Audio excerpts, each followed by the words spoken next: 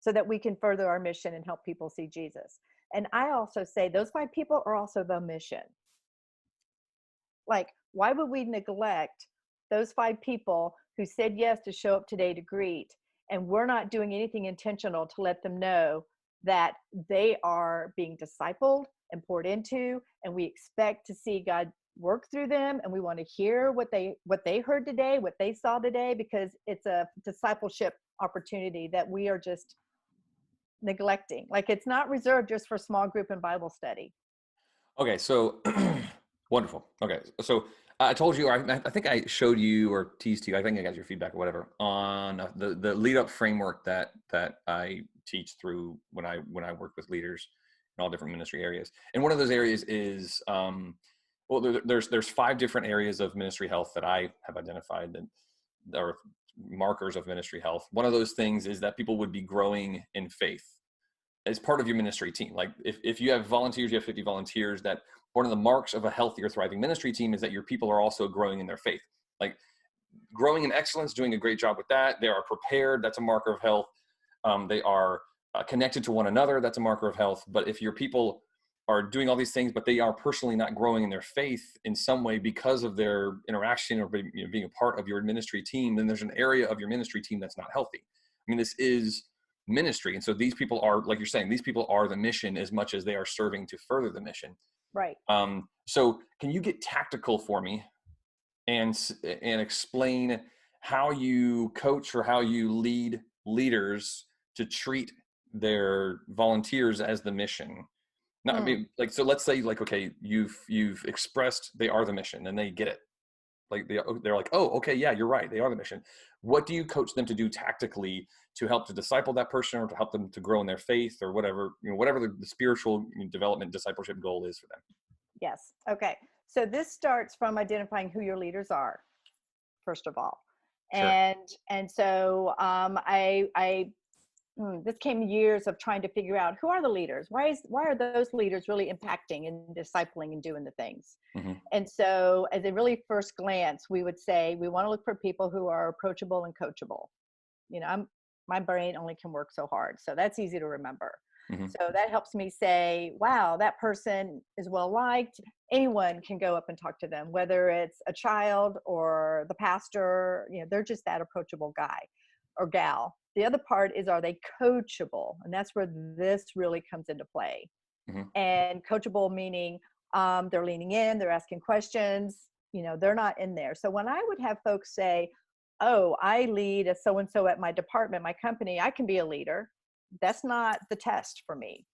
So bringing them in and say, we're going to do it God's way, which is going to be, again, opposite of everything the world says of how we're going to lead. You are going to actually be a servant. And your real mission here is to be a ministry and learn and know your people.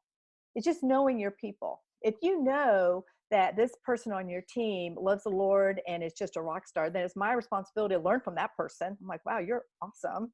Right. And not be intimidated by them, but just say, hey, you want to co-lead this with me? And, and tell other people this guy is a great resource. And, if they're ready and if it's timing, there's a lot of things. But you also know the person who doesn't know Jesus maybe on your team, or the person who just became a new believer. So my job as a leader, when we go through, I do a leadership 101 with my potential leaders, is to go walk through a 2.5-hour leadership talk that goes through all those things so that we can really teach them this is a ministry over you being over people.